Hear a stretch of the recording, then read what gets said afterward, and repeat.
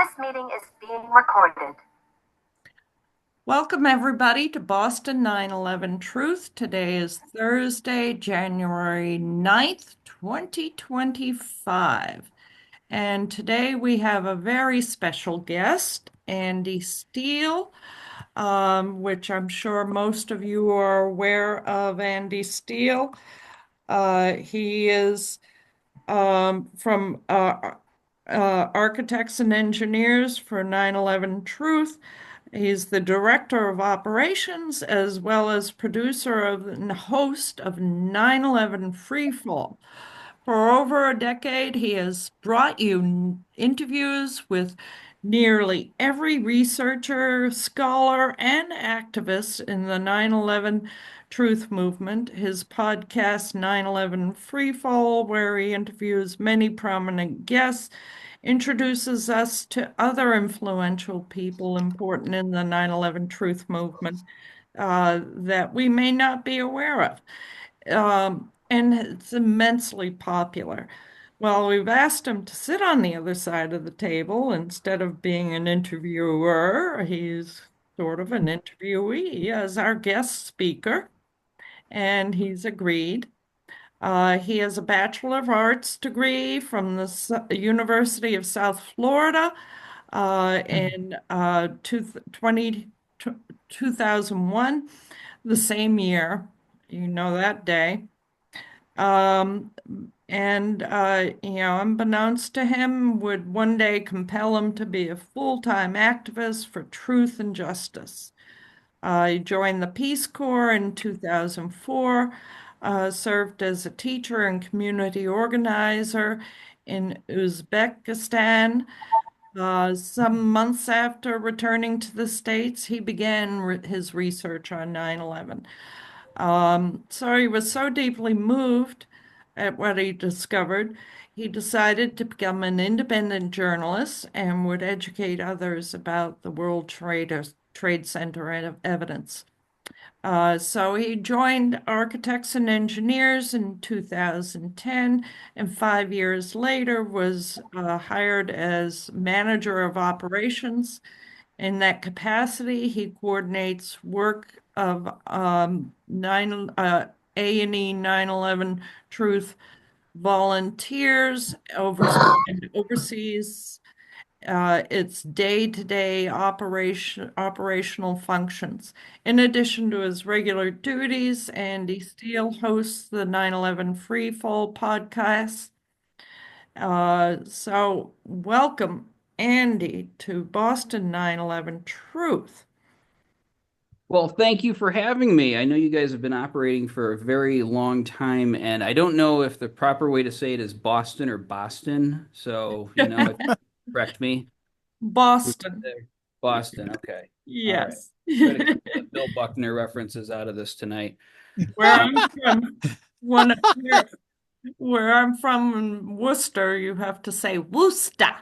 I actually say Worcestershire every time I see Oh, that. I know. It's I not have the trouble with sauce. pronunciation all the time. Comes I through. thought they I just pronounced say it that it's part of my Worcester. charm. So, Worcester. yeah. Worcester. Worcester. Okay. Worcester. Woosta. All H. right. So No.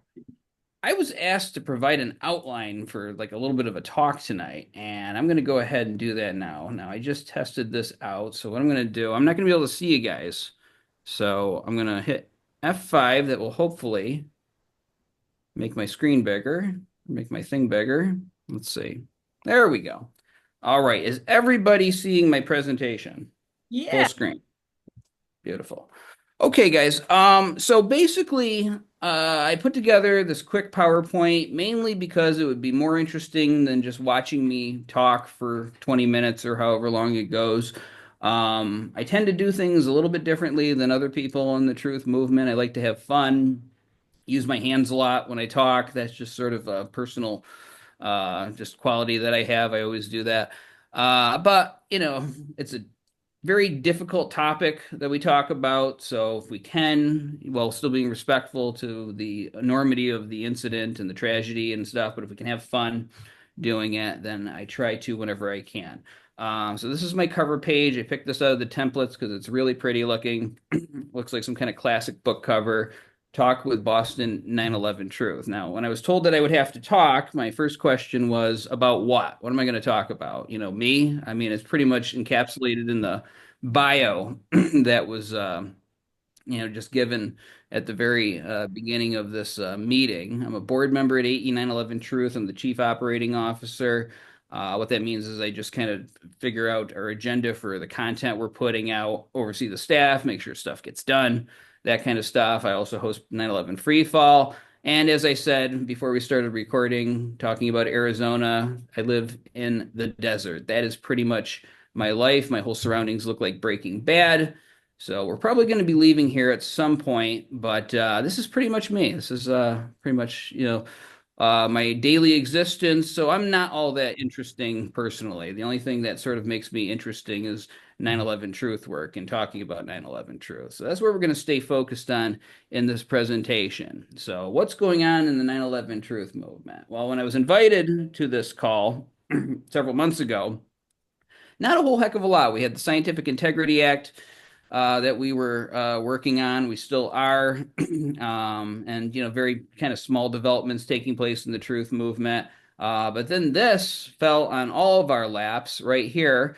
Congressman Weldon, former Congressman Weldon, is pursuing a new 9/11 investigation. And I remember when Kamal Abaid called me and said, "Good news, we're getting a new 9/11 investigation," saying it like he was just saying any other mundane thing.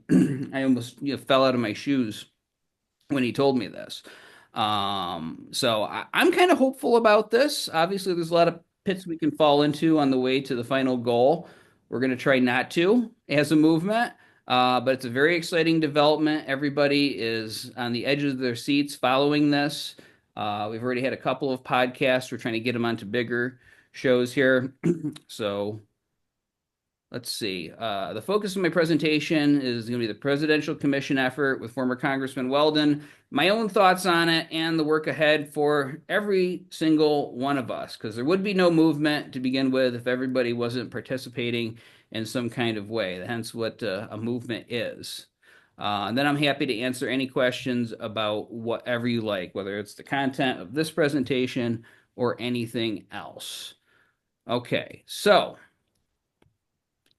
when I was on Gene's show over the weekend, I heard Richard Gage refer to it as this Task Force 8. So I had to make a big dramatic graphic to encapsulate the impact this term had in my brain because I'm a very visual kind of thinker. And this is what I saw in my head. Here it is on the screen. I love the sound of this. There's so much meaning to this term that I think we might start testing to see if we can use this terminology when we're marketing out to the supporters because it sounds like something. It sounds like something huge, something that, like a new kind of term that the truth movement hasn't used yet. And here's a couple of reasons why this name works for this effort, to me at least. All right. So, Building 7 falling. This was the final act of September 11th. This closed out the day for everybody. Sort of an afterthought, an epilogue. Well, what comes after 7? Task Force 8. All right. And then in pool, which ball is the one that gets knocked in last for someone to win the game? It's the 8 ball. So if you think about we're in this game of pool against NIST and the government, we're going to be knocking down the 8 ball, hopefully, with this Task Force 8 and getting some justice, getting an acknowledgement of the World Trade Center evidence, probably other things related to Intel that so many people in this movement have been working hard to achieve. All right. So why is it called that? Why was it referred to as that? Congressman Weldon will be recommending 7 task forces related to firefighter issues. He's a former firefighter. He's got a big background in firefighting and helping the firefighters. He talked about it on my show, and he's talked about it in other places. He feels that they're underrepresented, that their issues are not being met. So that's why he's going to be pursuing that when Donald Trump comes into office, 7 task forces. But the 8th task force will be for a reinvestigation of 9/11, which will include the World Trade Center evidence. So that is where we come in. So that's why it's going to be Task Force 8. Weldon has been critical for years of the government's handling of pre-9/11 intelligence and its cover-up of the Able Danger intel. Able Danger was a secret operation that had uncovered information about the 9/11 hijackers. It could have prevented 9/11 from happening in the first place. I found a clip of Weldon from on Lou Dobbs years ago, raising a big fit over this, and how Anthony Schaefer was blackballed, for basically being a whistleblower and coming forward with the fact that the government could have stopped 9/11 had they wanted to. They could have acted on this intelligence. Now, for the 9/11 Truth Movement, this is a World War II-like effort, meaning that all parts of it, all the different groups and such, they're all acting independently. We're all doing our part, but we're also coordinating together through Raul Angelo, who sort of is the Supreme Allied Commander of this entire effort. So it's been going good so far. At some point, we're probably going to have some kind of meeting with all the different players that are involved to sort of look at what we're going to be presenting and such. AE 9/11 Truth, Richard Gage, David Chandler, firefighters that Raul knows and who are involved in the movement, and maybe others are putting together the best evidence to present to this commission. We've already worked hard to put together a document, and I think Raul put together the final product that got delivered to the White House. But we had to put all of our evidence together into one very concise document. And if you followed AE 9/11 Truth for years, like I have a cheat sheet that I started. The first time I ever had to do an interview for AE, Richard was double booked, and I had to go on and do it. And I studied for 2 weeks, like I was taking the Regents exam or something. And I ended up putting together this whole long bullet pointed list of just various evidence. And then over the years, I added to it. But that still came out to 8 pages, right? And we had to condense it down.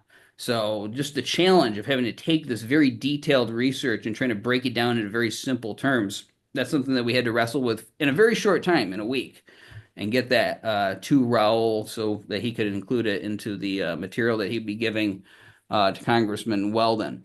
So I imagine that when we get to an actual situation where our team is presenting to the White House during this commission, there'll be a little bit more detail. But to get your foot in the door, you got to make the elevator pitch. So that's what we worked at doing. Members of the team, this Task Force 8 9/11 Truth Team, will be responsible for bringing the controlled demolition evidence to the national stage beyond where it has already gone before. So no pressure on anybody, but this will be big because if this does get covered, it's going to be our evidence that people are going to be looking to. And this will be the first exposure a lot of people probably have to the actual evidence, not just the talk of, oh, there's some crazy people out there who think the buildings were brought down with bombs and such, through that filter of mainstream media.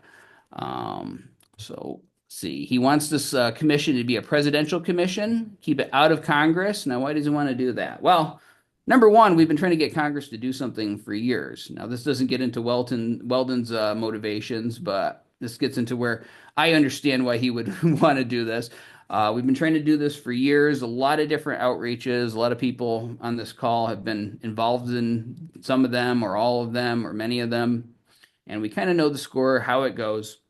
I mean, years ago, back in 2010, we did a special kind of outreach where we had people going to their congressman's office and they'd play for them like a short, I don't know, 15 or half hour minute version of Blueprint for Truth. And then the ask that we were going in there with was, can you write to NIST and ask them to do the same tests on the dust samples that Niels Harrit and his team did? Right? And they wouldn't even do that. They would not even do that. We could not get a single congressman to do that simple inquiry.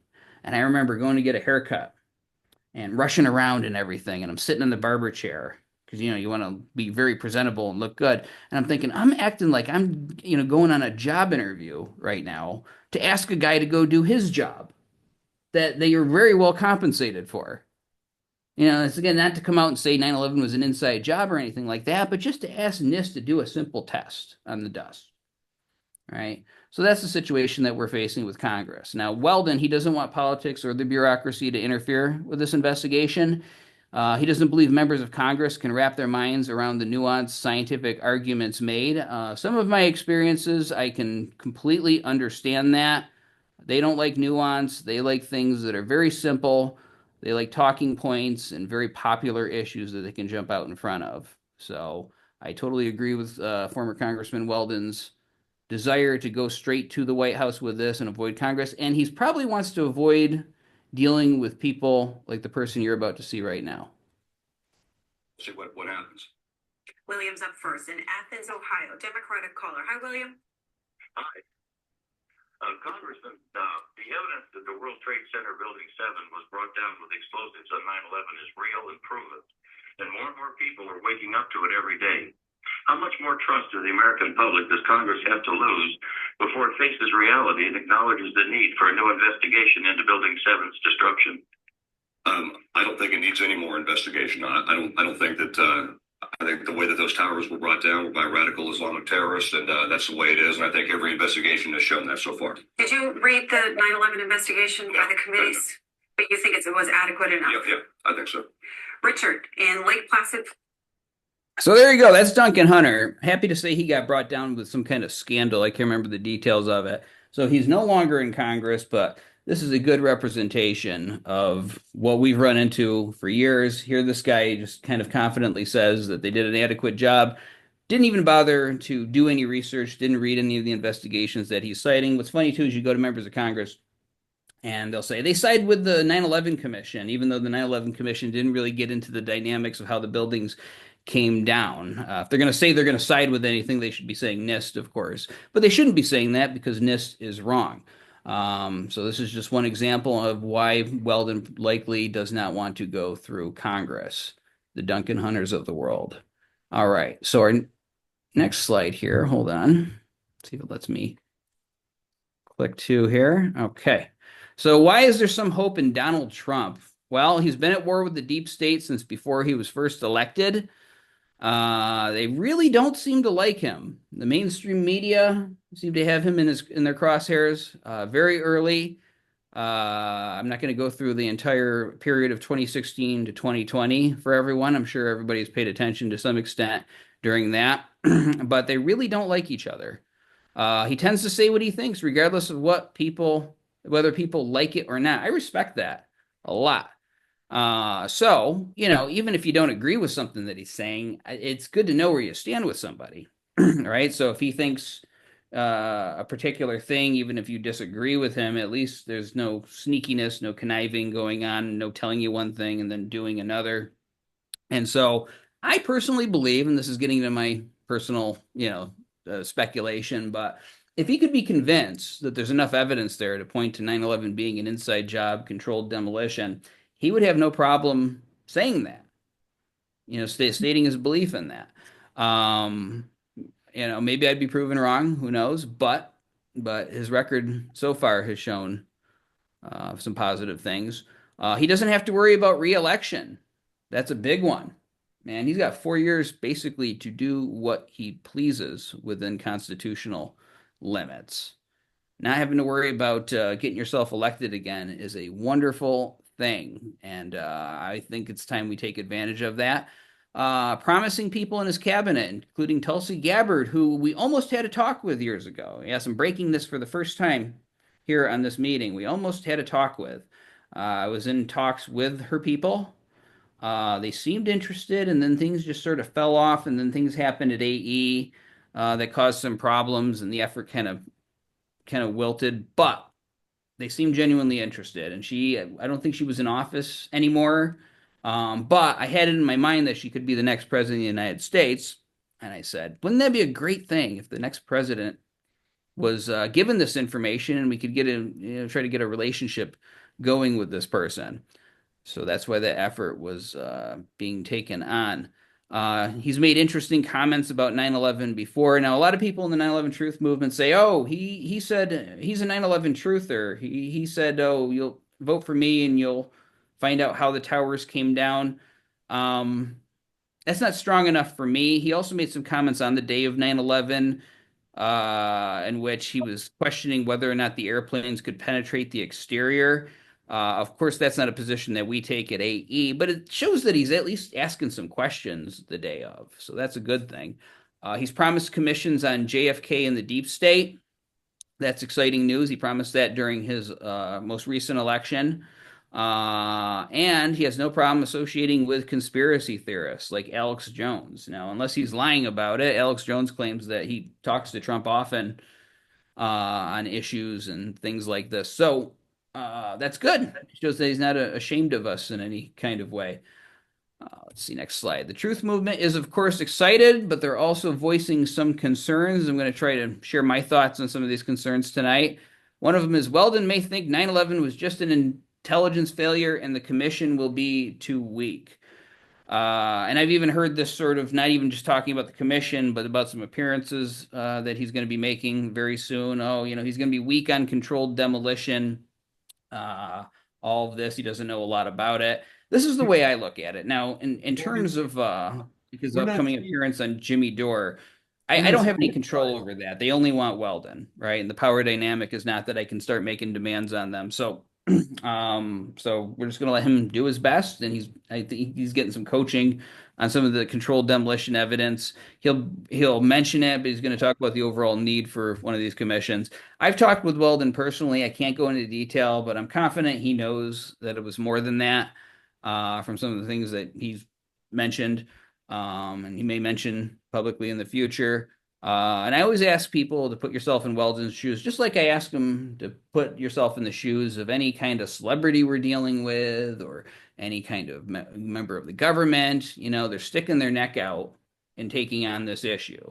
If I go out and say 9/11's an inside job, well, is the world going to really care? I mean, people in this movement will, who agree with me, but is the overall movement going to, they're going to print this on the front page of the New York Times? Andy Steele thinks this. Probably not. But, if you got a big time celebrity that's going to take on this issue, then you gotta put yourself in their shoes and try to understand it from their perspective and try to make it as easy on them as possible. Plus, he knows the game. He knows politics way better than any of us do, and he's got reasons for the way that he is pursuing this and moving forward with it. So we just got to be patient and wait for our time. And that gets to the last point. He's basically just opening the door for us. We're riding on his coattails. He's going to get this commission. He's going to include the people who are going to be talking about controlled demolition. So what the most important thing is not what Weldon thinks about this. It's going to be what we do with this opportunity and the case that we make. So it's sort of like, Rocky getting the chance to fight the champion of the world. He starts off as this kind of bum, nobody fighter from the streets of Philadelphia, and he gets this huge opportunity. They all think he's going to get knocked out in a few rounds, and he goes the full 15. That's what we got to do as a movement. All right. So it doesn't matter so much what Weldon thinks. It matters about the job that we do when we're on the world stage, and we got to be as convincing as possible. So that puts the pressure on us. More questions. How expansive will this be? Right? Because there's people, there's so many people in this movement have studied various different aspects of September 11th. Some people study the Pentagon. Some people focus on Shanksville. And they've written a lot about these topics. Now, this commission itself would focus on World Trade Center and, of course, the intel aspects of 9/11 that Weldon talks about. But I got a huge but in the middle of the screen there. All right. An acknowledgement of controlled demolition would likely open the entire event up for inspection and provoke examination of other elements of 9/11 in the future. All right. It's not like they're going to say, oh, my God, it was a controlled demolition. Okay, well, what's for lunch? Let's just move forward. Now, they may try to do that. Apparently there was some kind of commission on JFK where they acknowledged a likely conspiracy, and one on the MLK assassination, right? And that kind of gets forgotten, right? So this is where it's going to rely on us as a movement, all right? Future disclosures are going to still depend on us, especially if the media tries not to cover this. So we have to be the media and the community making a big deal of it, just like we have for so long. And we have to be the media during this whole process. So if there's an acknowledgement of, like, for instance, the nanothermite in the dust. Yeah, Niels Harrit was right. Government says it. We need to scream that across every media platform that we can, because they're not going to help us. New York Times, MSNBC, all those places. So I've got the names of the big time media outlets within the 9/11 Truth movement at the bottom right there. But it's not going to just be those people. And I don't just mean us. I mean you. All right. A lot of people in the beginning of the 9/11 Truth movement would spread stories around, write their own blogs, write their own articles on them, submit them to various news agencies. That's what we're asking you to do. Post on social media, contact the press in your neighborhood or your favorite alt media site, write your own articles, make your own videos, whatever it is, whatever you think of, anything that I'm not even thinking of right now, just do it. And I've got that graphic there of the dinosaur telling the chicken, remember who you are, because some people think that birds evolved from dinosaurs. So inside of all of us is a dinosaur ready to unleash the truth on the world. And if there's any kind of revelations that come out during this, you're going to have to be the 9/11 truth movement of old. Now, somebody's already gotten started on this. This is an example right here I saw on Facebook. I don't know who's responsible, and if anybody on this call is responsible for it, then speak up when I'm done presenting here. But this is a service called Collective Evolution. And I was so happy to see another 9/11 Truth advocate had posted this on their Facebook page. And the thing that made me the most happy was that I had nothing to do with this. Nobody I know had anything to do with telling Collective Evolution about this. They must have found out about this somehow and did their own write up. I want to see more than this. Or more of this happening out there and have this kind of go out of our hands and become like a snowball rolling down a hill. Now, even I have worries, like some people have voiced their own worries about the previous thing. One I have is plants. These are nefarious people attempting to insert themselves into the commission on behalf of 9/11 Truth. And then when they get up there, they say something crazy. And this happened actually during the Jim Garrison trial of Clay Shaw when they were trying to get exposure on the JFK assassination conspiracy. There was a guy, and I don't remember his name, but he gets up on the stand and he claims that his daughter was switched out with a duplicate, just completely crazy science fiction stuff. Completely ruined the credibility of Garrison's team. And so this is a concern that I have as well. There's agents out there trying to do this. I remember years ago when I was at a protest, I don't know what you call it, a rally, whatever, at Ground Zero. Some people show up wearing dragon outfits, like childish dragon outfits. They got pictures of Alex Jones on their shirts, and they're trying to argue that no airplanes hit the towers. And then when they were sort of away from the whole group, I said, "Yeah, nice job making us look stupid." He's like, "Oh, thanks." And they pretty much admitted to me that that's what they were there to do. So this definitely exists, and we have to be vigilant against it. However, we have to be calm and just deal with the challenges as they come. And I know a lot of people are very excited about this. They want it to go perfectly right. You get a lot of suggestions. Oh, include this, do it this way, do that. And it's a recipe for people to start turning on each other and getting mad. But I just want to say this. Somebody who's been in this movement for a very long time, any anxiety over things out of our control, it just makes us weaker, right? And keep in mind, we've been through many trials already. We are still here. I've learned this myself. We're still here after all of this time. I've seen every disaster you can possibly think of happen, and yet we still endure. We're going to be vigilant, but we're not going to make ourselves sick with worry. And in the end, we can only do our best. All right. We just got to move forward, hope things work out however they should. And I got a reference there to Amor Fati on the right-hand side. Amor Fati, I'll read it to you, is a Latin phrase that translates to love or fate, or love of one's fate. It's a Stoic principle that encourages people to accept and embrace all aspects of life, including the bad, as part of their journey. Now, I'm not going to get all spiritual and new agey here. It's not even new agey; it's just ancient philosophy. But it's all part of the story, the good and the bad there. And so, whatever happens, we will just deal with it. It's never that big of a deal. And of course, in the end, remember who we are doing this for. You got the firefighters, the police, you got the soldiers who went off to fight the post 9/11 wars. These are the guys and women in my generation who thought they were going out there to avenge America, and they either got killed or they got horribly maimed and they have to live the rest of their lives without a leg or an arm, or dealing with some kind of physical disability as a result of this.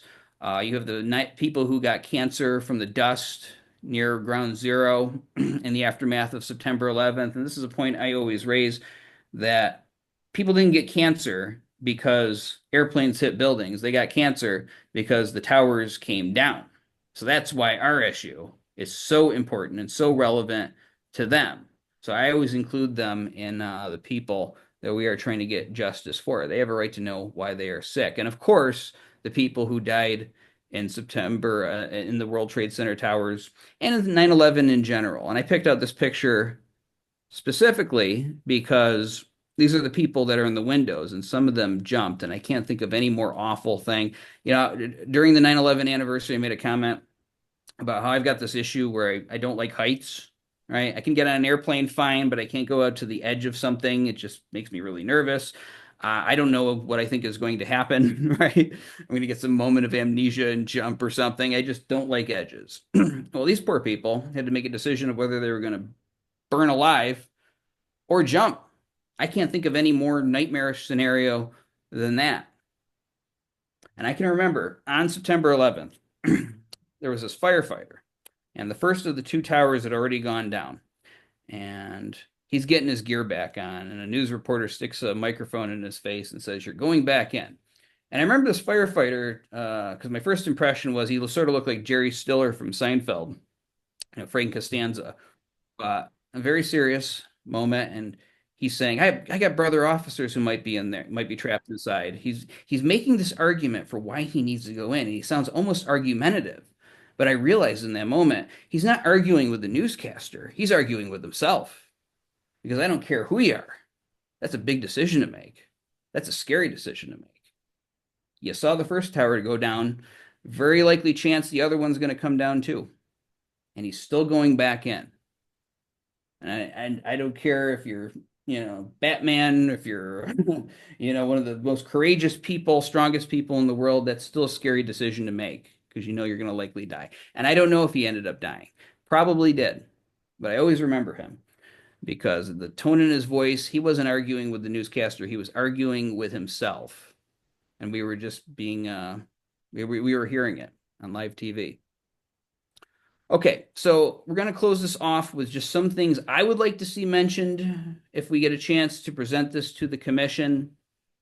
I don't know if that's going to end up being the case, but I consider these to be important points. And these are the ones I'm citing from my 2022 article for AE 9/11 Truth. I think these things are kind of important. Wouldn't have written it if I didn't, because these are cases that completely shut down the argument for why we shouldn't have a new investigation. I use the example of Marty McFly from Back to the Future. He goes back and stops his parents from hooking up, so he starts fading out of existence. You can see his hands start to fade away. So he's got to get them back together. Well, these points completely have kind of the same effect. They take out either the initiating event or they completely disprove a big part of the arguments that NIST has, and just shows that they don't have a final report, that they're wrong about either the beginning of the collapses, quote unquote, or just their observations are completely wrong. And I think these are points that when pointed out to somebody, anybody can see, whether you're an engineer or the president of the United States or just about anybody. And these would be the instant end to the Columbo movie if real life played out like TV. So the first one here is the burnout fires in the World Trade Center 7 area of collapse initiation. Now, what I put in italics, I lifted right from my article. I'm not going to read that verbatim because it would be long. But the gist of it is that these fires in this area of collapse initiation got so hot, they caused these beams to thermally expand. They pushed a girder off its seat, crashed onto the floor below, created this whole series of events that caused Building 7 to fall. But as you can see right here in the picture, the fires in the northeast corner of the 12th floor of Building 7 had burned out more than an hour before. All right, so if you don't have fires, you don't have heat, you don't have thermally expanding beams, Marty McFly disappears and goes away. Or in this case, the NIST report disappears and goes away. Now, we made a point of saying in the article that the fires couldn't have come back. There were no more combustibles in the area, so the fires didn't come back to finish the job later when nobody was looking. All right, they just weren't there. So again, without those fires, NIST does not have its initiating event or a collapse scenario.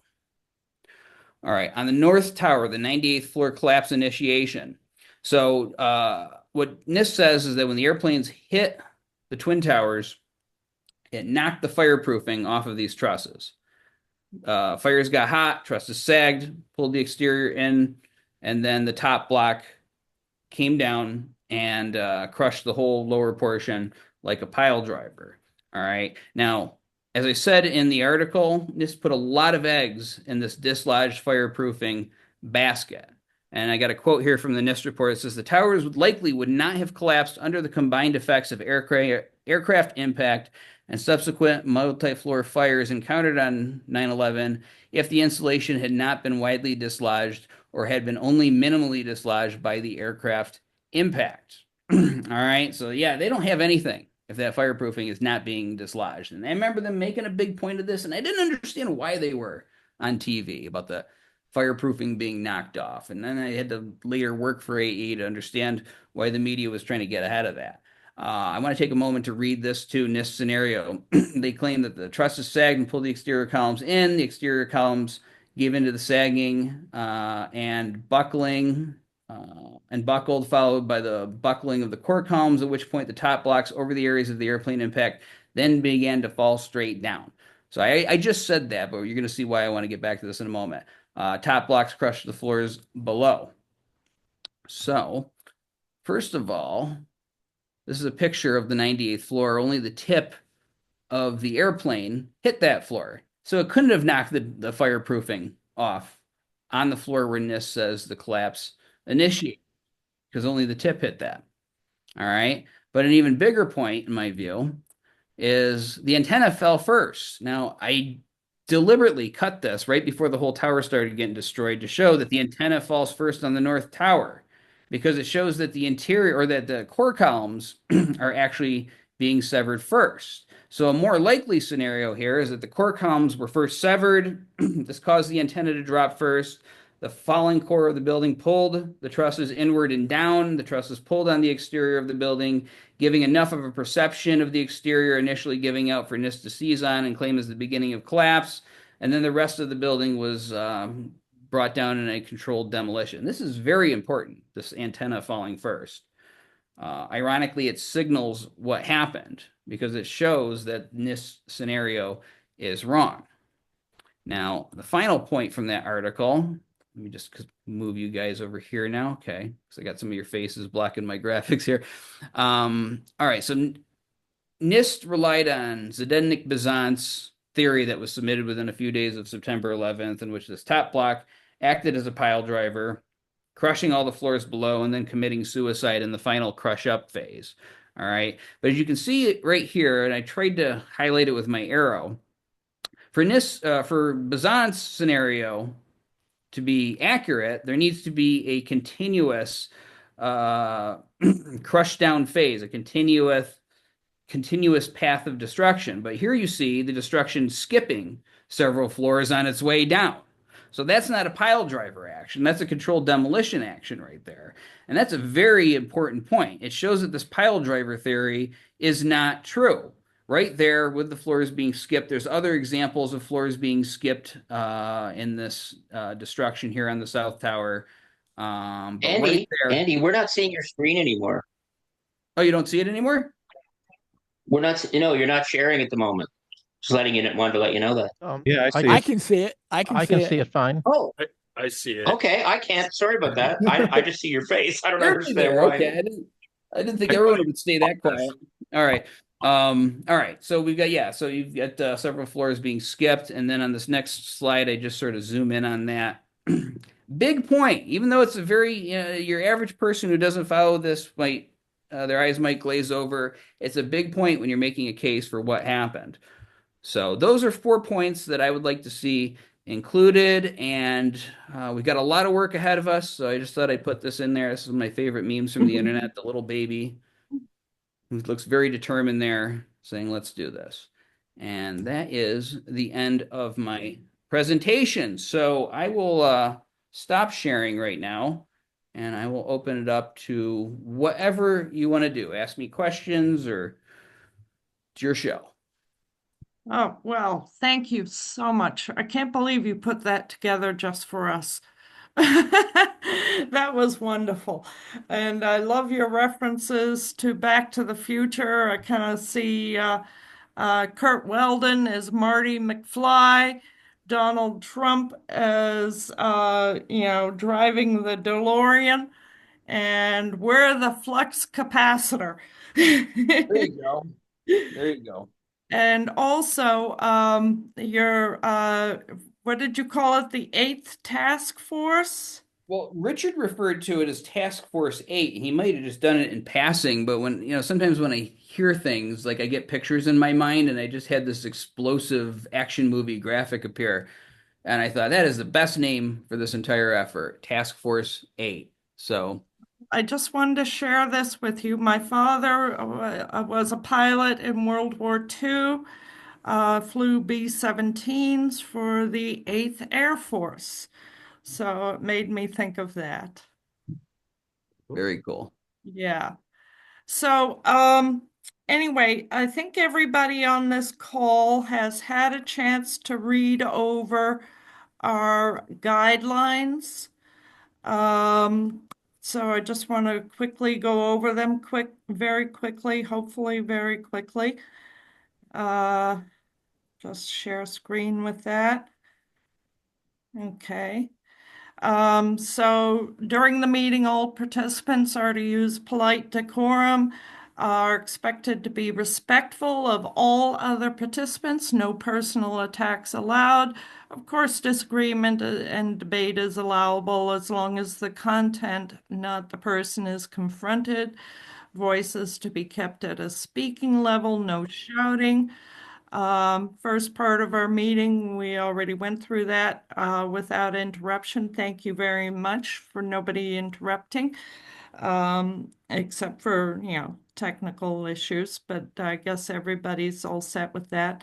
And then the last part will be our Q&A, which we're at right now. So raise your electronic hand or put it in the chat if you can't find your electronic hand.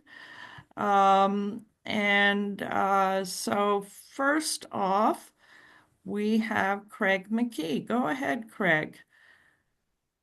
Okay, thank you. I'm just going to get my microphone a little closer. I just learned something about Zoom that I didn't know, which is that when somebody's sharing their screen, you can unshare it for yourself accidentally, which is what I guess I did. Ah. Okay, go ahead. Did you have a question for Andy? Oh, we can't hear you for some reason. You're not muted. Yeah, how's that? That's better. Yes. Okay, good. So one of the things I just wanted to mention, I mean, Andy and I talk about this anyway, and I think, I think it's worth, mentioning it for the purposes of the discussion is the whole question of, I guess the direction of this effort and whether, we're making the right strategic decisions in terms of which aspect of 9/11 we look at. And I think I raised this on the War Room Zoom call on the weekend, because I was hearing a lot of references to the focus being on Building 7, and that was kind of the thing that was going to be open the door to further investigation, which I think is great. Building 7, I think, is what woke a lot of people up. But there were a few comments from Raul that concerned me a little bit, just references to, we have to look at Building 7 because that's where the science is. And, the towers, it's more like emotion and theories and, as if it's sort of a lot more uncertainty about the towers. And, I guess I was a bit concerned about that because I don't feel like the towers are weak scientifically in terms of being something we're going to we put forward. And I would hate to think that we're going to put one thing forward without at least making it clear that we've got a lot more than just that. We're talking about building 7 to start things off, but the towers have, tons of questions about them too. It just makes me a little nervous to put all our eggs in that one basket. And then I just have a quick follow up after that, but I'll pass that over to you, Andy. Well, as far What as do you I think about mean, this is what I know. The thing that we put together and gave to Raoul to give to Weldon included the Twin Towers in it, with that? evidence about that. I agree with you. I don't think that it's a weak argument at all on the Twin Towers. I put myself in Raoul's shoes. Now, I don't want to speak for him or claim that I know what goes on in his head, but I do know that again, so we were talking about Weldon, he's sticking his neck out for the truth movement. He's a guy who has a rich history in his field of writing about these various things. He's also got relationships with the firefighting community, obviously. And what he says, and he didn't say this to me in context of talking about what you're talking about, whether we're going to include the Twin Towers in this or not. But he was just saying that the Twin Towers is a very emotional topic for firefighters because firefighters died. Now, in my view, I think that's exactly why we need to talk about the Twin Towers. Just like when they talk about, NIST only going up to point of collapse initiation and their models of the Twin Towers. Well, everybody died though. Most of the people died because of what happens after collapse initiation. So that's why you should study that, right? So my understanding is that there will be Twin Tower stuff in there.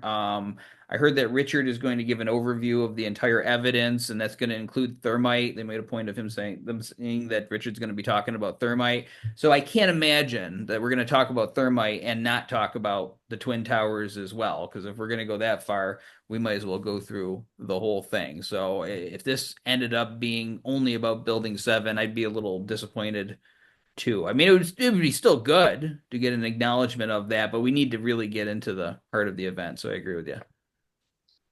Well, let me just quickly follow up just to say that I hope that the truth movement veterans, the people that have been spearheading this evidence for so many years, are make sure they're a strong voice in this effort, because the two main kind of movers and shakers.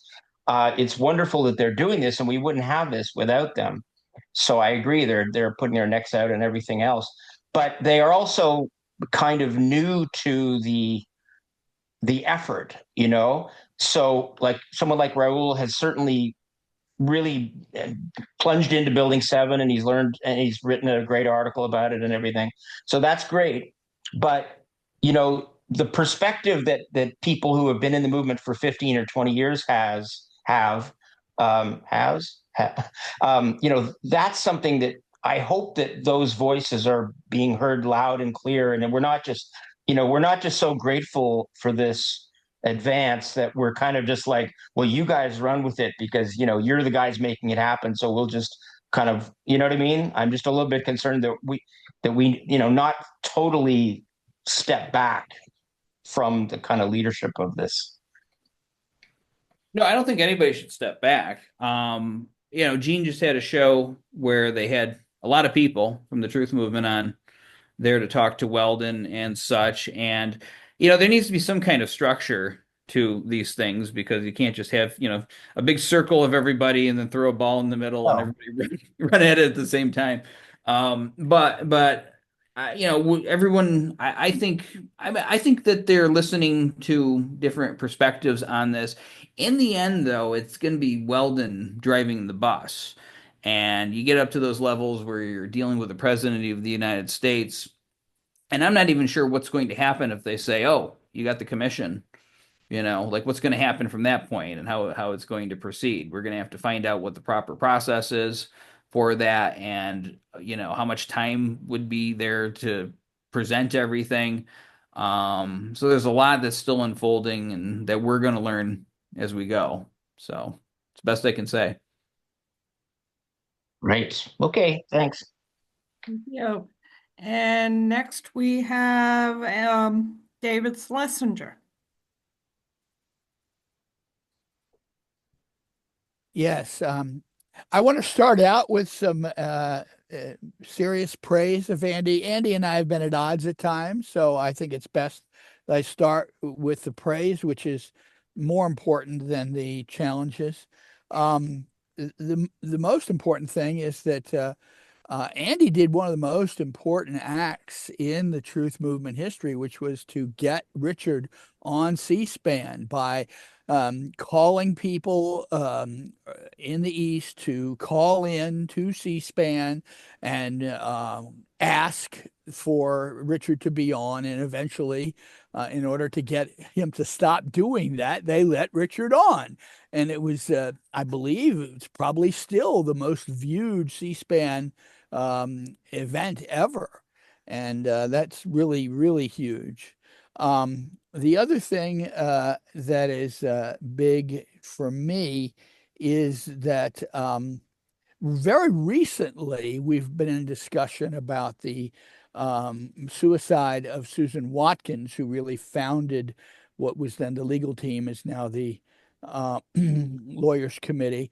And I had always thought that she was ordered not to make any more calls by Kelly, but Andy, showing his tremendous honesty, and anybody in a radical movement who is honest needs to be given credit for being honest. That is so very important. And so those are my two main criticisms. I mean, two main praise. Um, One, this is a good while ago. Andy sent out a goodly, what, 10,000 or more mailings to civil engineers. And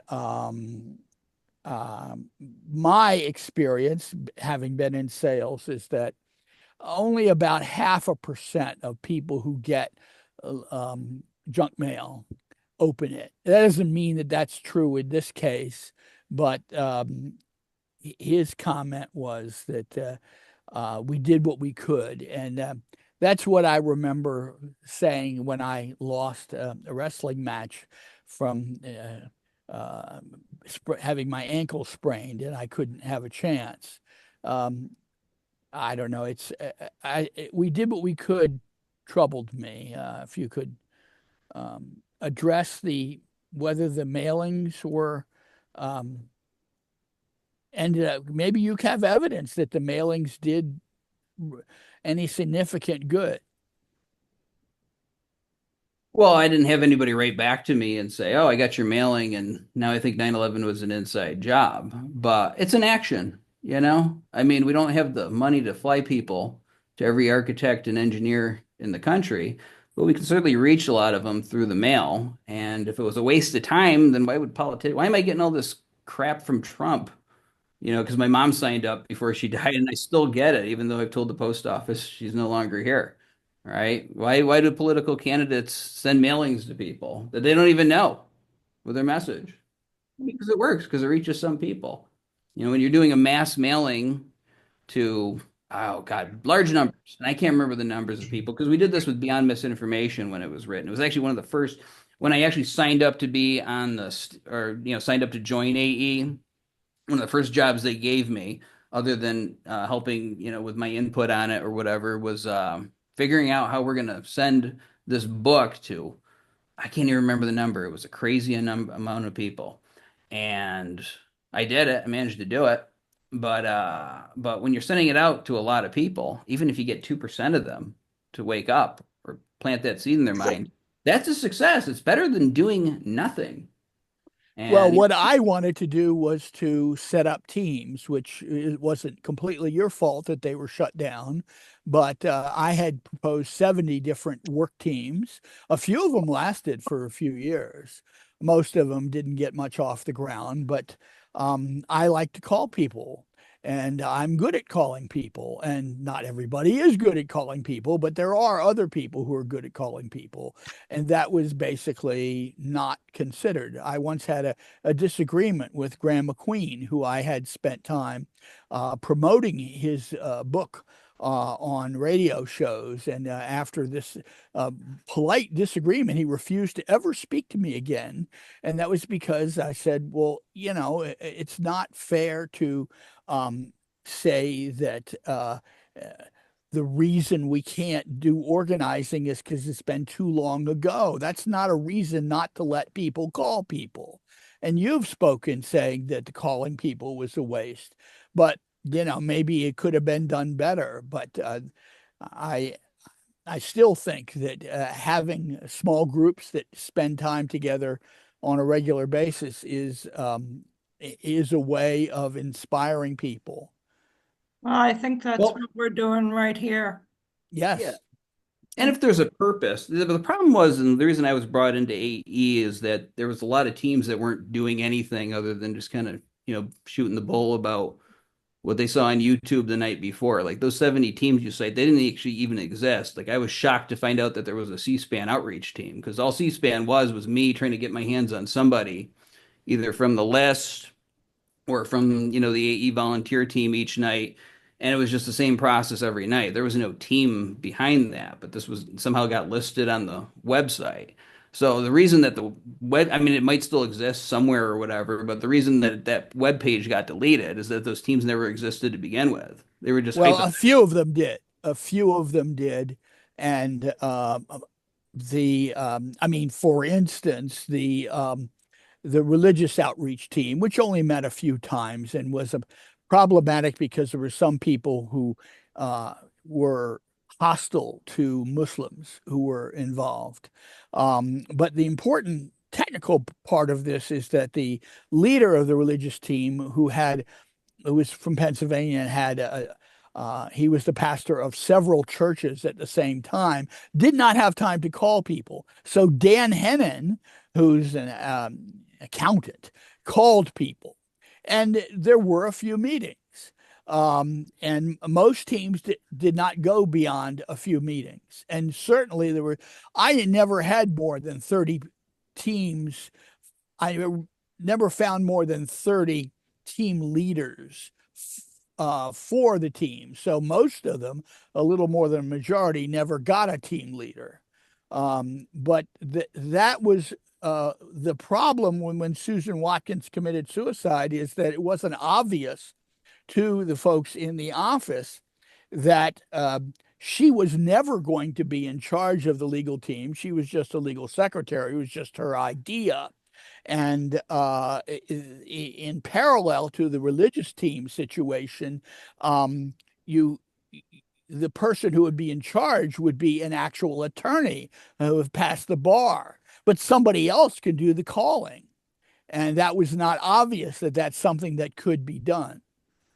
Right, but you're not suggesting Susan Watkins do the calling for us. The thing with Susan She Watkins, was doing it. She yeah, was but I doing mean, the Susan calling. Watkins had some serious problems. I was on, actually the one who raised the alarm about this because at one point there was discussion of her leading the effort, and she had mentioned this other group that she had been working with, that she was a victim of this gang stalking, electronic harassment. And I actually looked into this. There was a period in my life where I looked into every conspiracy imaginable and looked into what's true, what's not true, what could be true, all of this stuff. And one of them was this whole thing.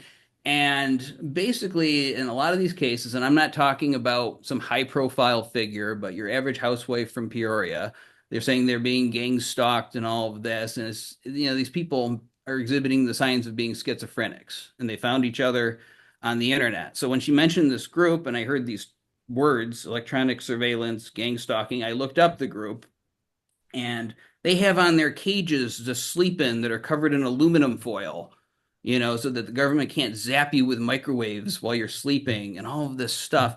And so, that was alarming because if somebody's got these kinds of issues, and she was starting to bring it into the conversations on the conference calls, talking about this stuff. I heard her do this a couple of times. So, if this person can't separate these two things, or if they've got these kind of serious problems, it's not necessarily somebody that we want representing us out there. And I don't Well, apologize for that because we have to worry about the credibility, not of just AE, but anybody that sticks their neck out for us and comes on and joins on this team. People like Leroy Halsey, people like, even though he wasn't around back then, Raul, that kind of thing, because we do have to protect against people misusing our name or giving a bad impression of AE 9/11 Truth. And I'm all for protecting that name, and some people get mad at me about that, but I No, don't I really. think you should protect the name, and but I do need to Right. counter what you just said. Mhm. I am the person who used to respond to the people who called into AE. And I'm the person who first spoke with Susan. And she really impressed me. A lot of people who called that number were people who had one small idea that they thought was going to change everything, and that they were not experienced political people. That doesn't mean they were bad, but that was just very common. But the first thing Susan said to me is that I'm active in a movement, a parallel movement, that it's not clear that AE would want to be associated with. Mhm. And she showed great maturity there. And I am very surprised to hear that she discussed these things in any group situation. She only discussed them with me and possibly other one on one situations that I knew of. She was never going to be the team leader. The fact that she was the one getting the phone numbers to call, Wayne Costa gave her some, and the office had given I forget how she got the other from the office. It was given. Um, the she was just the David, person David, calling. David, we have four other questions and it's starting to monopolize the time now, so we do need to move on. Thank you. It's been an interesting discussion, but Wayne has his hand up. Wayne, can you go ahead? Yeah, sure. I'm hoping you can hear me. First of all, Andy, great presentation, and look forward to all the good things that we can all kind of do together. I was actually kind of curious. I think it's more in your introduction. I think I was curious about what was going on with, I think it was a Scientific Integrity Act or something like that in Congress. Um, I'm just a little curious about what that was. Can you um, elaborate on that a little bit? And does that have any role in in the upcoming investigation? Over.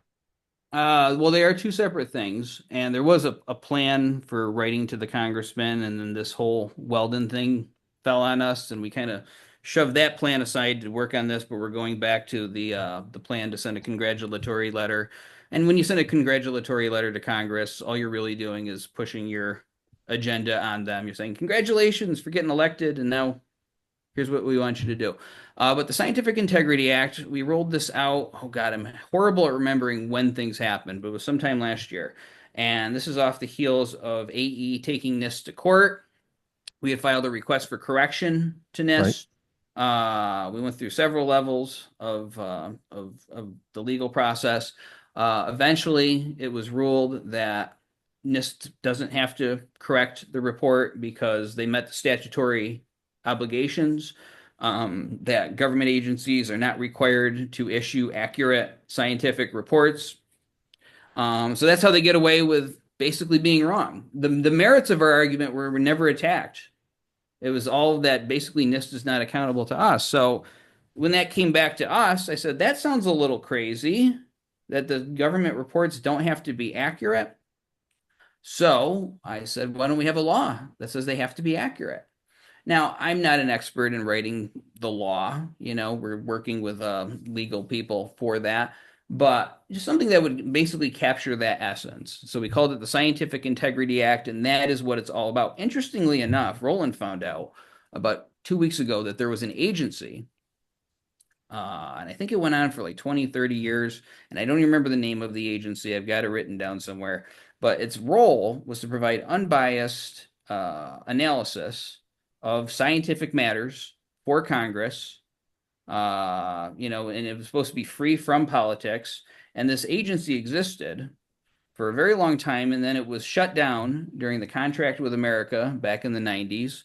And who knows, maybe if this agency had existed post 9/11, maybe we wouldn't have the problems that we have with NIST right now.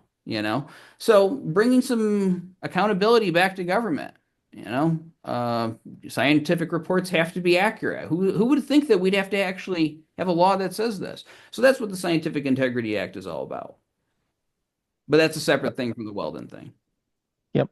But it seems like it's a kind of an important thing to kind of have in the background. And Mhm. for one of some of the outreach that I've done, I've been very interested in doing some discussions about that in my my engineering ethics type of outreach that I've done in the past.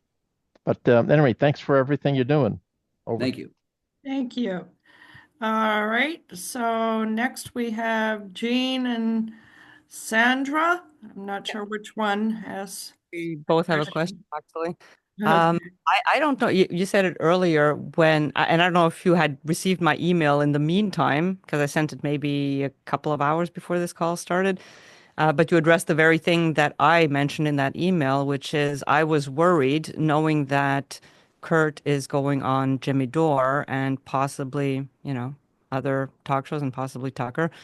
Um, we had a couple of discussions with other people who said, seeing, because now we've seen his interviews like 3 or 4 times now, and he always comes back to his able danger and all of that stuff. And even though he does seem to be very much on board with the idea that it was a made it happen on purpose situation, he always shies away from any discussion about that, about the scientific evidence, and he always brings it back to, the firefighters and the Congress and whatnot.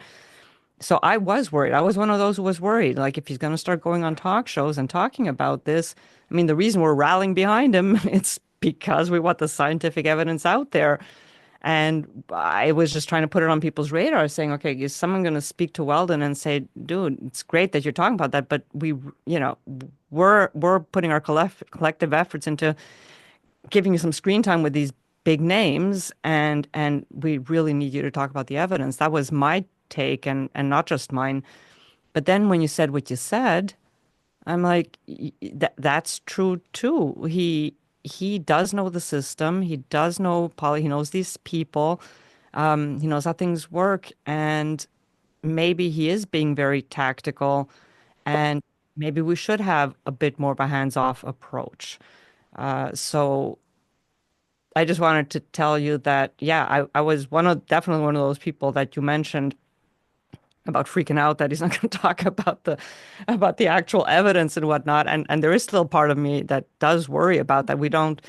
It would be such a letdown. It would be such a letdown to have him go on Jimmy Dore and talk about Abel Danger and talk about all of his efforts from back 20 years and just, maybe mention just a sentence about more than that and everything we've been fighting for. So I don't know where that balance is.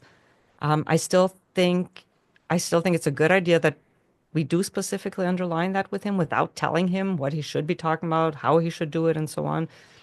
So I don't know. It's a little bit of both worlds for me. And but what you said did resonate, and he is the tip of the spear on this, and we can't be telling him really what to do. He'll have to figure out by himself. And it does give me comfort to know that he is, from what I can tell, very much on board with the fact that it was, for lack of a better term, an inside job. So that's it. There's not even a question for that. It's just I needed to share that with you because I don't know if you read my email before you got on the show, and I was definitely one of them. And yeah. So if you just want to say something, I'll let Gene go Yeah, ahead. and I don't know if Gene's going to ask a question too. So before he does, let me just address what you just said. Yeah, I mean, I'm very aware of these concerns. Now, regarding Jimmy Dore, he had Leroy Halsey, on his show to talk about Building 7. He came to our event. To be a part of that. So he's very aware of controlled demolition. And so I'm not concerned about what Jimmy thinks on it because we kind of know. And of course, in Weldon. And the way I'm looking at this entire thing is like I said during the presentation, is like what happens with controlled demolition is really going to rely on that team and how good of a job they do in making their case. It's Rocky 1 right here. We're going to go in there. We're getting the opportunity. We've got to do the best job that we can for the world. I'm trying to get Weldon on any show that I can because I'm thinking that okay, if people see that this effort is going on and they know that he's trying to do this, that creates public pressure. That creates sort of like a public buzz around the entire thing, which I think works into our favor.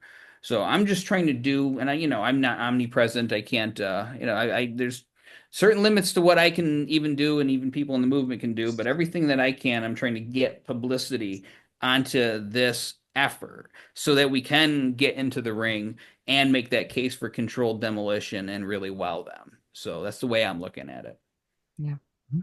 Yeah. Thank you. Yeah, that was a good presentation. Thank you. I love that you picked up on Task Force 8 because Sandra and I were saying last night, like that Task Force 8 really sounded good. And you resonated with you too. You totally heard it. And that is something we should drive. I love that you said that we all need to do something because everything resonates with all of us and in our own ways. So just as long as you're doing something, do something, like you said. Um, the one thing I got to say about the antenna, uh, some people have come back, and now I had John Cole looking at it and David Chandler. Somebody took video across the Hudson from the west side, and it kind of tilts to the south. So any northern video looks like a pure drop. The Chandler came back and said it's still within a realm that there is an initial drop. So I just want you to be aware of that because when the sticklers come at you, you got to have something to say back. Listening to Weldon tonight with Richard interviewing, he said that he will sit at the table with Leroy Halsey and Raoul's team, which we looked at each other and thought that, well, that's AE. Because he said Lisa Murkowski, the senior senator in Alaska, she's been that since 2002. He said he wants to sit down with set up the meeting, he said tonight. Set up the meeting and I will sit down with her. He goes, that's the next step in it. So put that on your radar, AE and Halsey going to Alaska. um, sorry, a couple other quick things. Raoul's 4 lanes, UAF 7, AE was number 2, firefighters 3, and Richard going with the CD, controlled demolition evidence. Um, Number 4. Yeah, what was it? He tonight he interviewed Weldon and made him aware and acknowledge that there were controlled demolition evidence because it does seem like he goes back in the stories and he sticks to like the able danger and that there was some foreknowledge and we could have prevented it, but we need to really hold his feet to the fire, and he admitted that. And then what somebody had said on the Scientific Integrity Act, uh, con- continue to write Congress because whatever Weldon's doing here, leading this charge, we still need to provide pressure on Congress. Therefore, it's kind of like he was talking tonight about when he puts in a fire. People say a 7 was wholly engulfed in flames. Raul looked at the video tonight and said it was not wholly engulfed. You could have got up on the one side, and that's how we do. We go on the unobstructed side of the building and we push the flames out the windows. So he said, it absolutely we would have gone. He goes, I absolutely would have gone into that building. So when these guys lead that way, we need to lead a charge from the other end and push Congress. That when Trump hears this information, we might go forward. And lastly, sorry to ramble there. A classic Andy Steele video was when you went on with C-SPAN and just put John McCain to the test, and it was classic. Sue, I want to check with you first. It's 2 minutes, but I was going to ask Andy to set it up, and if he could tell us anything about what happened from that video or what happened before that, and why McCain is so odd in this from what he had written the forward to. Oh, sorry. Thank Yeah, you. well, that was the first C-SPAN call ever. And that was me testing out the waters, and it just happened to be McCain, who, was kind of a big deal in politics. And they refer to me as Oso because I told them my name was Yusuf, and something got lost in translation there, and they thought it was Oso. But that was just me trying it out, and it was actually remarkably easy to get through. I was shocked by how easy it was, and so. Yeah, I went on there. I had some help in writing the question with an engineer. I can't remember who the name of him though. He was among the AE volunteer pool. And eventually I just started writing the questions myself because they had to get shorter because they would start cutting people off. But I asked the question to McCain, and he supposedly wrote the Popular Mechanics the forward for the Popular Mechanics book that claims to debunk us. He claimed to have no knowledge of the issue. gave a very visible gulp on there, and he just sort of, they just sort of moved on C-SPAN. But when I saw how easy that was, it was like, hey, let's keep doing this, and that's what we did for a long time. So I don't know if that sets it up right, but the clip is on YouTube for people to watch. I haven't watched that in a long time. He's got it right here. That's all right, Sue, if I could play it. How long is it? It's about a minute and 50 seconds. Go right ahead. All right. And from this, you got to tell us after it, whatever happened from it. Uh, did he ever get a hold of you? Here we go. And play. From upstate New York in Utica, Republican line for Senator McCain. Good morning. Hi, thank you for C-SPAN. This is a question about the basis of our national security strategy for the past decade. Senator McCain, the National Institute of Standards and Technology asserts that the collapse of the 47-story World Trade Center Building 7 on 9/11 was caused by fire, yet they acknowledge that the first 100 feet of that collapse took place at free fall acceleration. Now, engineers will tell you that fire cannot do this, and that the only method by which it can be accomplished is the use of pre-planted explosives. So your question, Oso? Your question is what? Well, how do you explain this discrepancy of 100 feet of free fall without the use of explosives? To tell you the truth, this is an area that I am not very familiar, and if you would drop me a note and mention that we talked on C-SPAN, I'd be glad to get you a more complete answer. But honestly, every once in a while I have to plead ignorance about an issue, and this is one that I have not been involved in, but I'll be more than happy to look into it. And thanks for calling. Your book. Oh God, I remember that music. They used to be the Freefall music. Not very good music, but it was free though.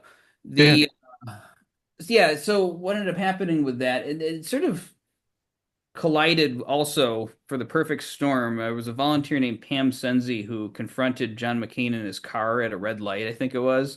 And so that happened at almost the same time that this happened. And because we had all these confrontations with John McCain, his office agreed to meet with members of the 9/11 Truth Movement. I can't remember all the people that were there. I was there. I think Scott Granger was there because he's in Arizona.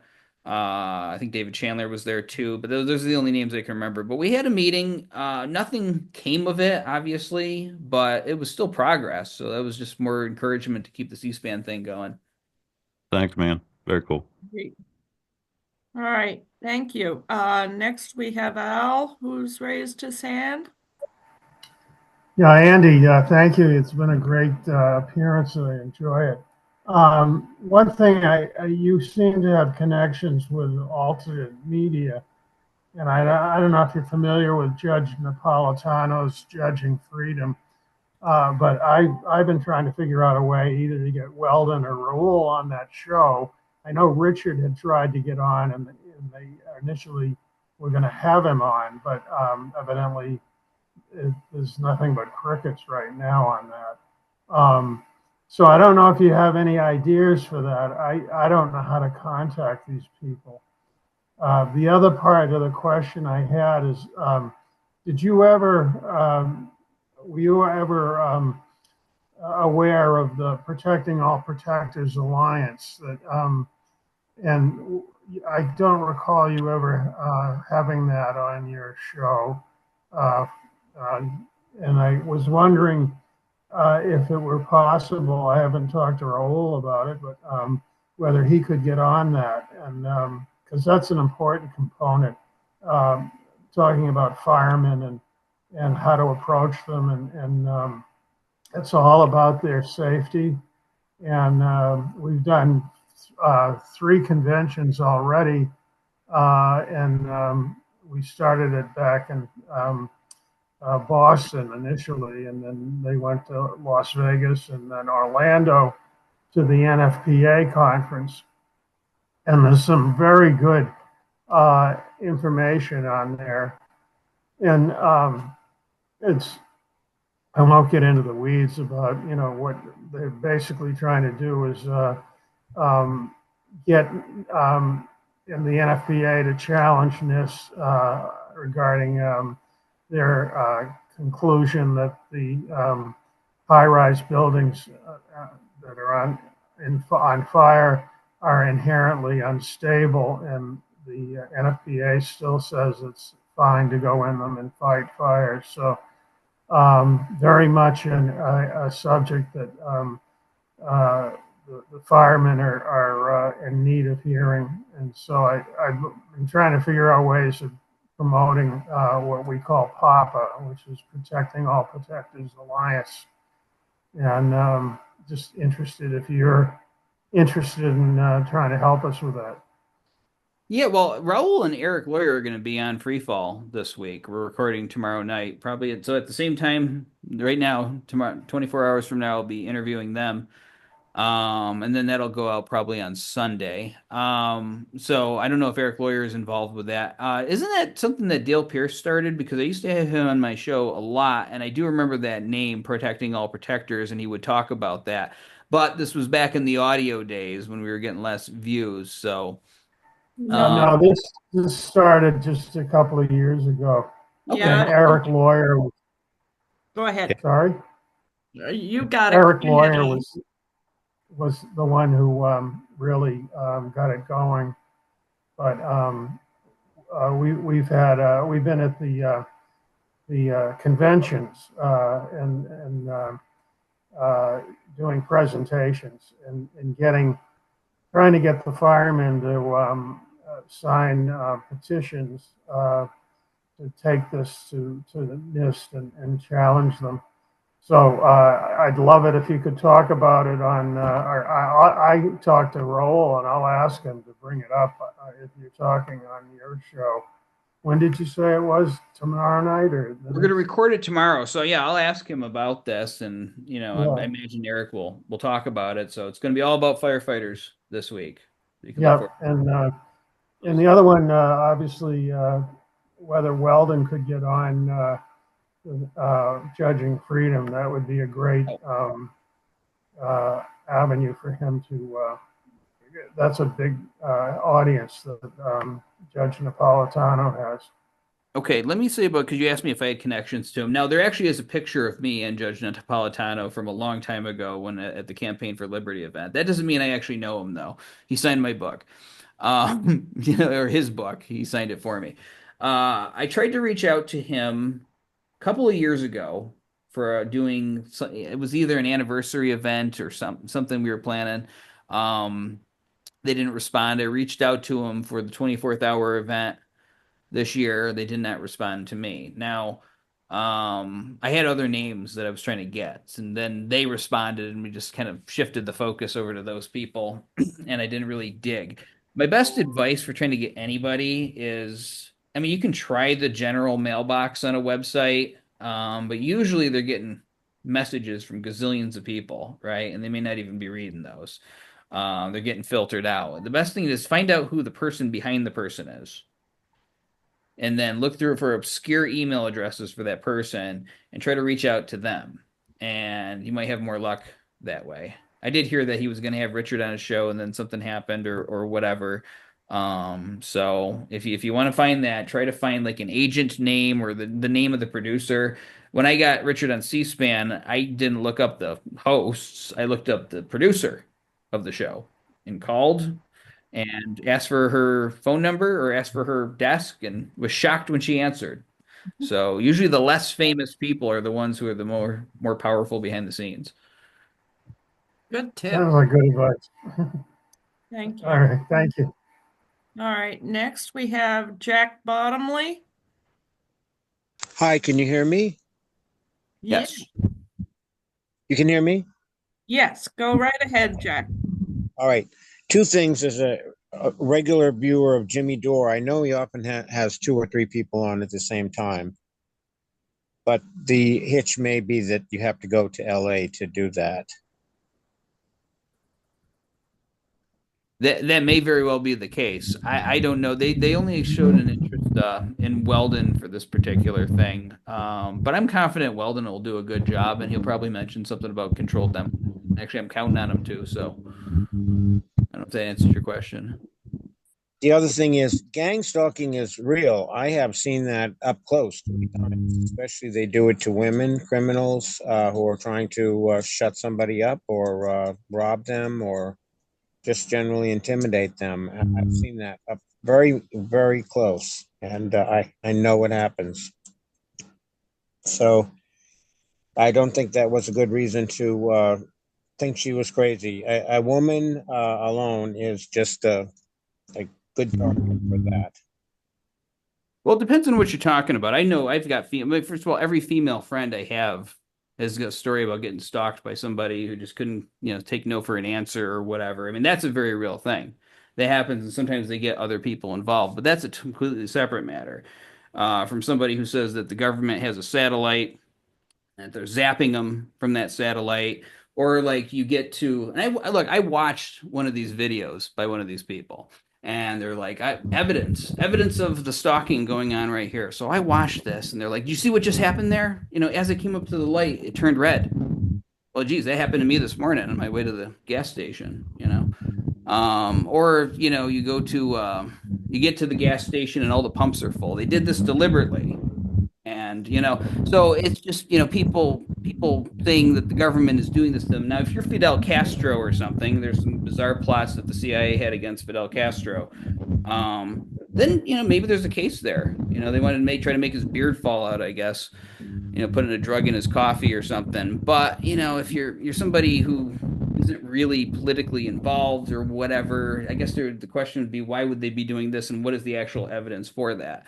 So I'm not talking about a regular stalking case like you're a pretty woman and you've got an admirer who can't take no for an answer. I'm talking about people who say that the government is directly focusing on them. There's a burden of evidence, if even with 9/11, I first heard somebody say that the towers were brought down with bombs on that day, and I thought it was crazy, and I didn't even think about it again. But Richard presented the evidence and others, and they made the case. That's why I'm involved. But extraordinary claims require extraordinary evidence if you want to get other people involved in advocating for you. So that's how I look at it. Well, I'm talking about criminal stalking, not a good-looking woman. And I actually have one person told me the things that happened to them, and then I saw that there is equipment to do this. You can get on one side of a wall, and they have equipment that you put on the wall, and you can see everything that's happening, like a photo negative on the other side of the wall. And then there's a device that can beam sounds in so people think they're hearing these voices in their head. And it's enough to drive you crazy. But those are real. They're really doing that. And gang stalking is, unfortunately, in this era of criminality, is really happening. Well, it's tough to prove. I think we have to take the next question. Magnus, please. Yes, thank you, Andy. You are amazing. That was very good presentation. The seismic events when before the antenna from the North Tower comes down, we have videos of shaking cameras and all these things. Are all these things associated with the controlled demolition? Exactly. I've seen those. Yeah. Okay, thank you. I have one more thing. I actually send you a video I have made for you in the chat. I was wondering if you could copy that and see it later. Yeah, send it to me. Thank my you. email, Yes. My email is I send it. asteele. And don't forget the E at the end. It's there for some reason. asteele@ae911truth.org. All right. I also said it in the chat right here in the video. Can you see it right there in the chat? Oh, let's see. I don't have the chat up. Let's see. Chat. In the bottom line. It's a YouTube. How long is it, Magnus? Oh, we don't need to watch it now. I'm just asking for him to copy it and watch it later because it's made for Andy Steele. All right. Well, I'll put it on a notepad file. All right. Yeah. Thank you. Document right here. Watch it later. All right. I will watch Thank that you. for bed. Thank you. And we have David again. Go ahead, David. You there?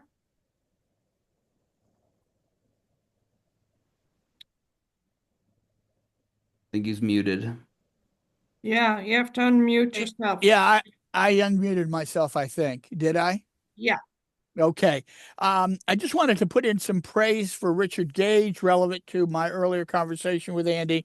One of the things I was most impressed with that Richard ever did was when he authorized Susan to set up the legal team, he said that the lawyers, you can have a legal team, but you have to make sure that you don't go outside of AE's purview, which is, shows his respect for other professionals, the lawyers. And that I was just so impressed with that. It turns out that of the 4 or 5 lawyers who came, one of them was somebody who had the top credentials politically of anyone I've ever met within AE, and that was a fellow who had been a close advisor to 4 governors of Mississippi. And after that first call, when Kelly was very clear that she wasn't allowed to continue to set up this team, none of the 4 lawyers were ever willing to return. That's all I have to say. Okay. Well, I don't know what you want me to say to that. I don't think it was that Kelly told him they couldn't set up a team. She wasn't giving him an email address. And, it is an issue if somebody's out there saying things that are off color, to represent AE 9/11 truth. She wasn't, is the point. She wasn't. Well, she was actually part of a teleconference like this one, except they didn't have video back then. It was on a conference call that was all about this stuff. And I listened to one of after she committed suicide. I listened to one of these teleconferences, and you'd have people during this call saying, I just got zapped. I just got zapped. It was one of the darkest things I've ever listened to. But it wasn't our conference call. It was her conference call. She was active in this parallel movement, which is what she said to me the first time she spoke to me. She's active in a parallel movement. She's not sure AE would want to be associated with it, which shows real maturity. Well, yeah, it shows maturity, but again, we still have to ask the question whether we want to be associated. Now, except she wouldn't be in charge of the team. She wouldn't be in charge of the team. Right, but she was going to be. I'm not sure how productive this line of conversation is. I think we really need to move on. Thank you. All right. Did you have another subject you wanted to address, David? Yes, and I'm not suggesting AE should make any changes because of this, but when it was larger, I was concerned. In general, nonprofits who have a board, the board exists in order to manage the staff. Now, since you are the only staff, it's not crazy at all as CEO for you to be on the board.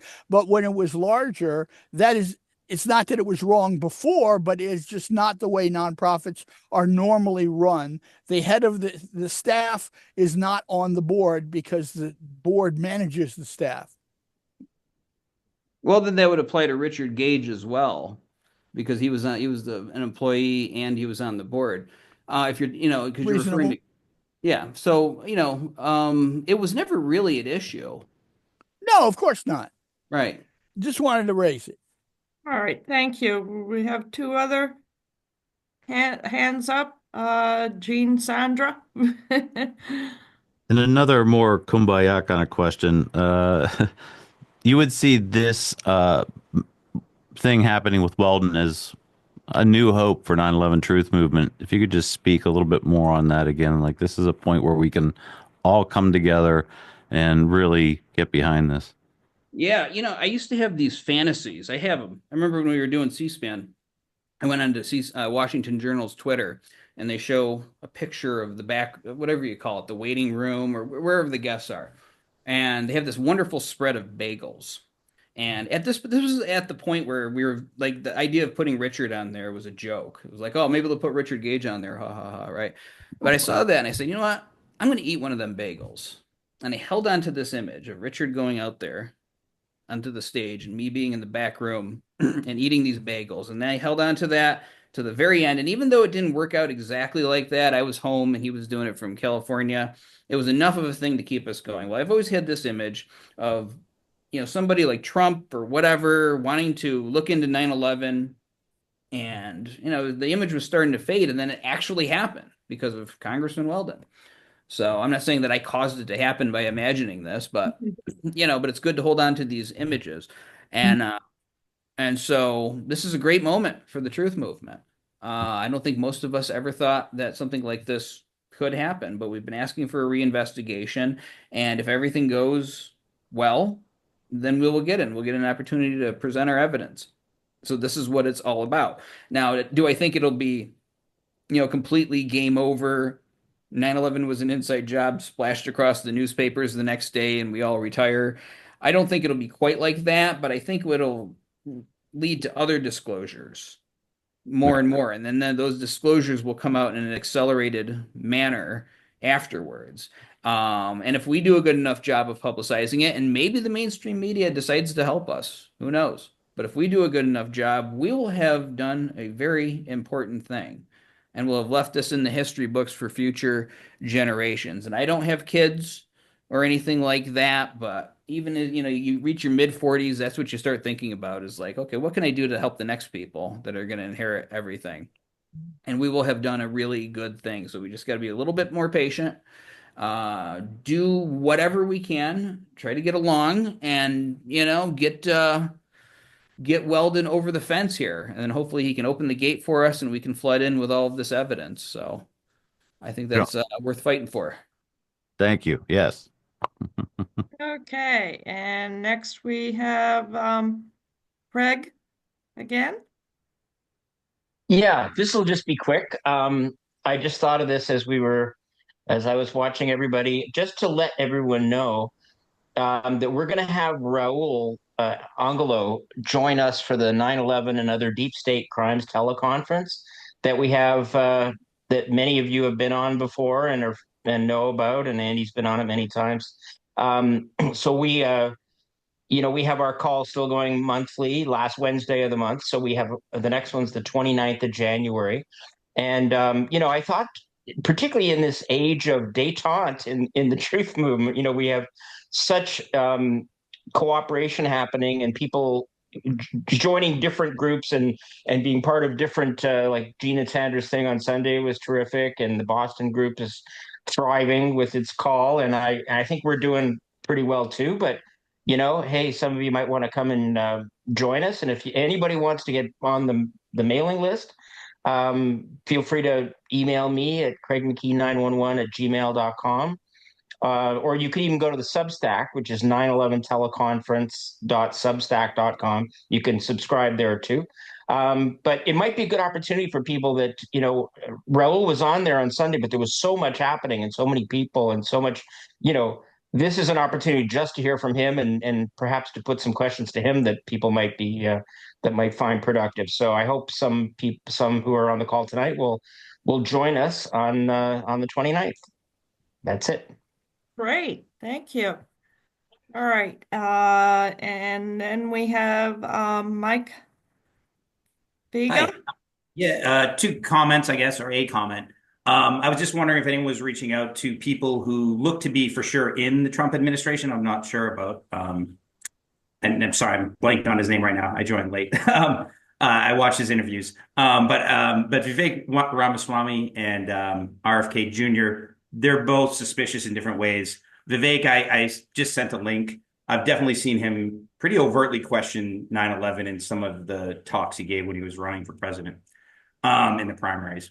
And then RFK, we all know that he does not believe that Sirhan killed his father and also his uncle. So I guess I was just wondering what we have for outreach to people we know are going to be hopefully well represented within the administration. Yeah, it's great to see you, Mike. I haven't seen you in years. I've talked, but I haven't seen it like on camera. So those two gentlemen, I mean, RFK Jr. is going to be in the Trump cabinet. Now, is he going to be involved in this commission? I don't know. When I heard RFK Jr. interviewed, well, he was confronted about 9/11 on a CNN anchor's podcast, and like he didn't back down or anything like that, but he didn't really have a lot of knowledge on this topic. He doesn't seem to want to have this sort of define him right now. Now he's going to be, what is he going to be? Secretary of Health and Human Services, is that it? Yeah. And he's going to be focusing on trying to get at the truth of why there's such a spike in autism now. Um, Vaccines, those kinds of things, which is not really directly 9/11 related. So I don't know if he's going to be involved in this commission or what he will really be able to do with it about this in his capacity with Health and Human Services. Certainly, I'd love to have his opinion. The other gentleman, I don't know if there's been any outreach done to him. Regarding outreach to members of the Trump administration, like your Tulsi Gabbard and all of that, who are going to be directly, affected by whatever the outcome of these findings are. That's being done through this process, obviously. And if we have a commission, I would assume we'd be talking to them. So that's the best answer I can give. Yeah. Yeah, for sure. We might want to ask people who might have connections. I mean, a guy I know in South San Francisco sells used biotech equipment. He worked on the RFK campaign. I know you had Jill Stein on. So we might want to pound the pavement for someone who can kind of get some FaceTime with either one of them. RFK, I think this got dropped and no one's mentioned it, but he did want to have a commission on assassinations, or supposedly there was going to be one, and then I haven't heard anything about it since. It's just a similar vein is the main point. I agree. RFK Jr. has not said much on 9/11. Well, let me say, because I mentioned this during the presentation. I don't know if you saw this. Now, I didn't say on assassinations. I said on JFK and Deep State, because when I was putting that together, I didn't have the time to look up the exact wording he used. But that's basically what they're talking about, is on assassinations. Now, I'm not an expert on the JFK assassination. My mom knew a lot about it because she lived it. But that's another one. That's, God, how many years ago? Is that like 60 or something? Long time, 60 years ago that happened. If that came out and there was some kind of definitive acknowledgement that the CIA killed Kennedy, I think that would have a major impact still. Because it's like, wow, we've been living a lie for the last 60 years. I think people would care. So that's why 9/11 is still so important. It happened a shorter amount of time and affected even more people. So that's why we got to keep working at this. Yep. Thank you. And Thank you. finally, we have Magnus again, and then we're going to close out this portion of our meeting. Okay, go ahead, Magnus. Oh, thank you. I just wanted to say, because Andy haven't been in the war room so much when I have been there, or not in the Boston Truth when I've been here since not so long. But what I wanted to say is that my cousin hung himself when I was 7 years old, and he was 18. I was 7 years old. So I do care about people who have lost their lives, and 9/11 is 10,000 times worse than anything here. And it's crazy to me that I didn't know about Building 7 until 2016. So don't feel that I am disrespecting victims when you're watching the YouTube video I have sent you. It's a very crazy video. So thank you for all the work to everybody in this war room. Thank you to everybody here. Thank you. Thank you. Thank you, Magnus. And I did email Andy the link you put in the chat. Thank you so much, Susan. You are amazing. Thank you. Well, Andy, thank you so much for joining us. I'm still kind of blown away you accepted. Thank you. Yeah. Let's hope that 2025 is the year we finally get everything we've worked for. And we're not just hope, let's keep at it. All right. Thank you. Take care. Bye-bye. Bye-bye. Bye, everybody. Love you all. Wait, aren't you still having the meeting? Yes, we are still having the meeting.